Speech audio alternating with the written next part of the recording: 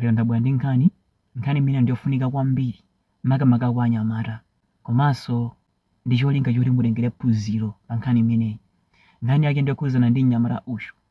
Mnyamata ameneyu dzina lake ndi Ituma Chibuke, amachokera ku Nigeria, ku Imo State, Owerri ndi kumene amakhala.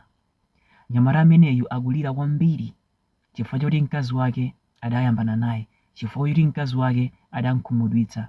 Mnyamatayu anali m'banja labwino, china chilichonse chinali bwino. Mkazi wake nduyu. Mkazi wake dzina lake ndi Ogudu Pepecho, amakhalanso ku Imo State.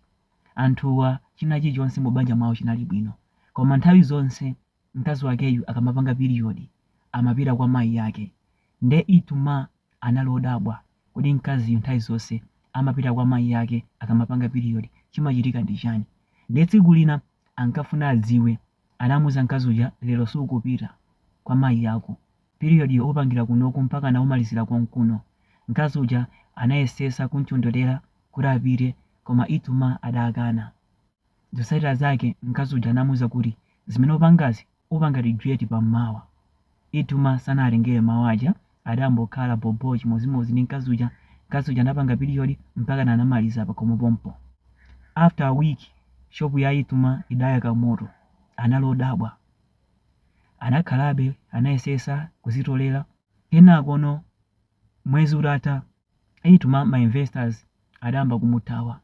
Palibe munthu amene ankafuna kupanga invest mu kampani yake. Analibe odabwa chochitika ndi chani. Ndi anambokhala ndi nkhawa weziwezi, munthu oti china chilichonse anali nacho, koma china chilichonse chimene akupanga sichikutheka. Zikhala bwanji. Ndi tsiku lina mkazi uja anamfikira Ituma, ukuoneka kuti suli bwinobwino, chochitika ndi chani be. Ituma anamulongosolera mkazi uja zimene zochitika.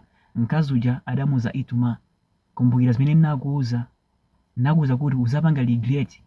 Ituma anafunsa mkazi uja, tandiuze bobo, kwenikweni ndi chani chimene ndinalakwisa, komanso ndi chani chimene umati ukapita kwanu kuja umakapanga.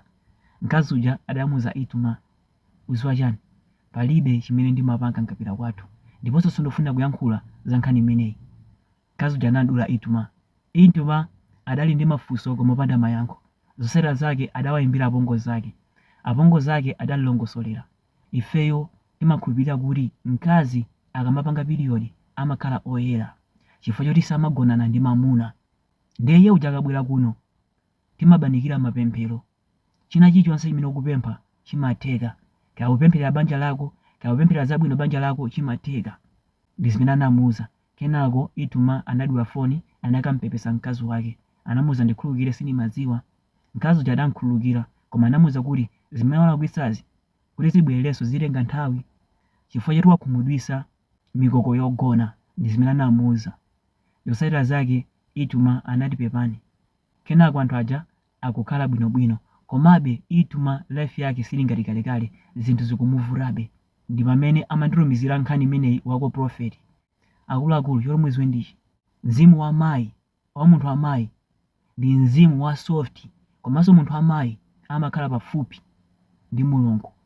Mulungu anamkondetsetsa munthu wa mayi. Muzaone mungati kukhala zoti inuyo mukuvutika, koma mukakwatira zinthu zimasintha. Ndikakhala chonchi kuti ndikwatire, ndidyesa chani mkaziyo, mmene zovutira mu zinthuzi, ndizovuta kuti ndikwatire. Koma ukangokwatira, khomo limatseguka, china chilichonse chimambotheka.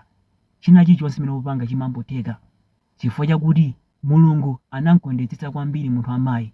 Nkana amanena kuti palibe munthu olemera amene ali olemera kuseri kwakeko kulibe munthu wa mayi, kaya ndi olemera kumbuyo kwakeko kukhale munthu wa mayi.